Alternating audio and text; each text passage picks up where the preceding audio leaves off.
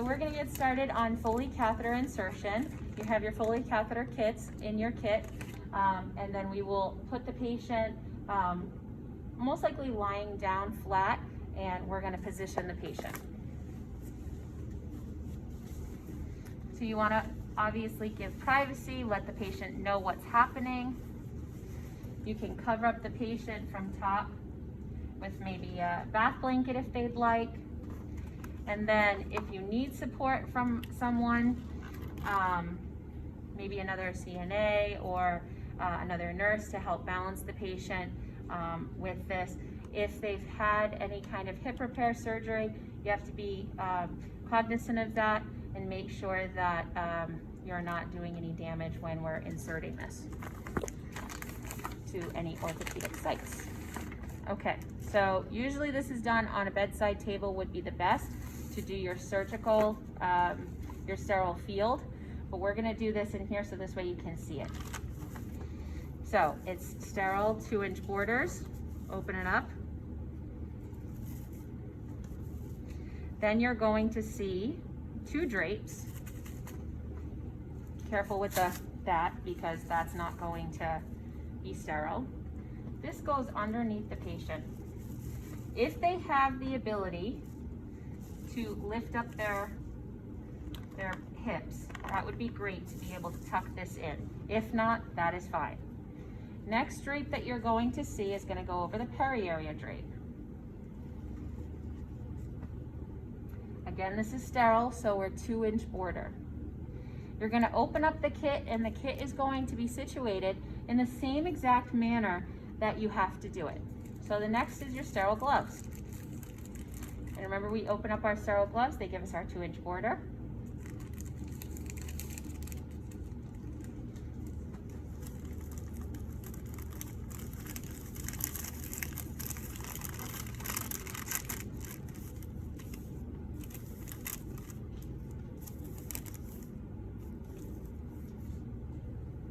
Hold the cuff.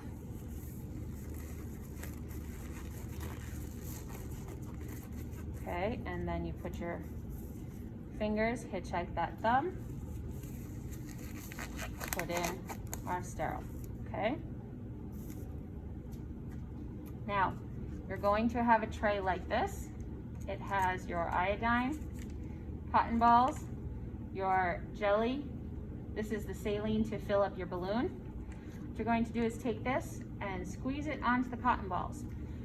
Your kits come with cotton adapters that you just take this off and take the adapter right out. It has a cotton ball to it. Older kits, you had to put the iodine and then you take one cotton ball like this, and it's the same thing that you guys have, okay? So again, each facility might have a different kit, so just be careful with that. So I'm gonna put that out, put that on. Be very careful. Then you're going to take just this part off. And you're gonna want to roll it into your jelly. So this is your jelly, you squeeze it in, and then you're going to roll and even keep it in there if you can. Maintaining sterility at all times. You want to make sure that the whole entire tip is very thoroughly lubricated so that you don't cause any trauma on insertion. So then we are going to obviously always be telling the patient, okay, now we're just cleaning the area. You're going to be one swipe and done. One swipe and done. Now what you're going to do is you're going to dirty one hand and you're going to spread the labia. One swipe and done. One swipe and done. And then straight down the center. And the last one, I like to press and squeeze right at the top and then go down, just to really make sure that entry site is going to be sterile, okay? Same thing with a gentleman. If we are having a gentleman patient, we're going to start at the base of the penis and work our way out down the penis, and then we're going to right at the top just squeeze and give a lot right at that insertion area, so this way it's nice and sterile, okay? So now, with a female, you might even want to bring in 2 catheter kits just in case you get into the vagina and not into the bladder, okay?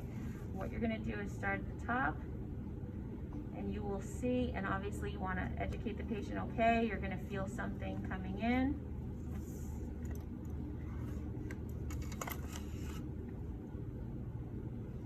You want to advance the catheter until you see urine.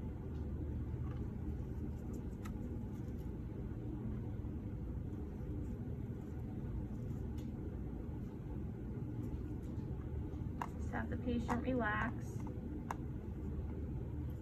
Doing a great job.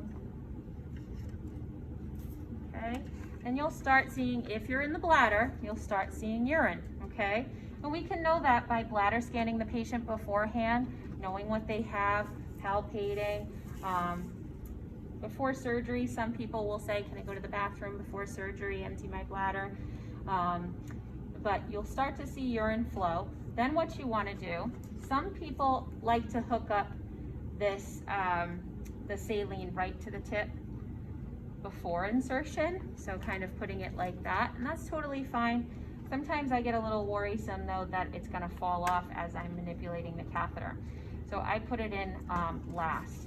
But then once you do, you want to hold this tip, because sometimes when you're pushing, it might add enough pressure. If you're not in the bladder, it might kind of push back at you. So push it in, and insert the saline. We never test the balloon beforehand. It's tested by the manufacturer, so we do not have to do it. Then you're going to maintain negative pressure and take it out. Then what we're going to do is we're going to slightly pull on the catheter until we feel resistance.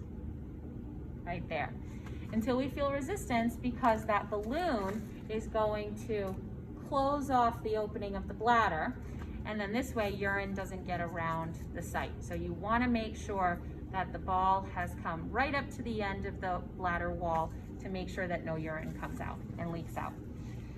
Then what we're going to do is we take that, and then this is also something that may or may not come in kits. If it doesn't come in the kit, then you'll have extra ones in your supply room. This is very helpful, and what you do is just secure it to the leg. Remember, be careful with this. This is a very adhesive piece, and you have to remove it with alcohol. It says it all over the place on the sticker to remove with alcohol, because you will give a lot of skin damage if you do not. So be very, very careful with this. Also too, you want to make sure there's enough slack here. Okay, you want to be able to have enough slack, because as the patient goes like this or gets up and walks, we don't want them putting trauma onto their bladder. Okay, so make sure there's enough slack there. Okay, now it's been a couple of days, and hopefully the patient is showing signs that we can DC this Foley for no CAUTI issues. Catheter-associated UTIs, which we've talked about. We're going to come in and we're going to say, okay, looks like we're taking out the Foley today. We're going to take out 10 cc's. Make sure we get the whole 10. We'll maintain negative pressure on that and take it off. And we're going to have a drape under here. This does not have to be sterile, but clean. You're going to maintain strong control of this catheter, because urine is going to come out. Okay, you want to empty out this bag. Make sure all the urine's out of the tubing, and make sure you try to control it like this, so this way there's not dirtying the bed and then having to change the patient. Once we're done and the Foley is DC'd, patient should go to the bathroom within 4 to 6 hours. If you don't see any urine output, you want to be very careful and notify the physician. Maybe get the patient up, run warm water, do some interventions to try to get them up on a commode, get them sitting up on a bedpan if they can, because we want to encourage urine output so that we don't have any problems. If so, then we might have to go back to the catheter, but we'll talk about that in our urinary. Okay, so this has been insertion of Foley catheter.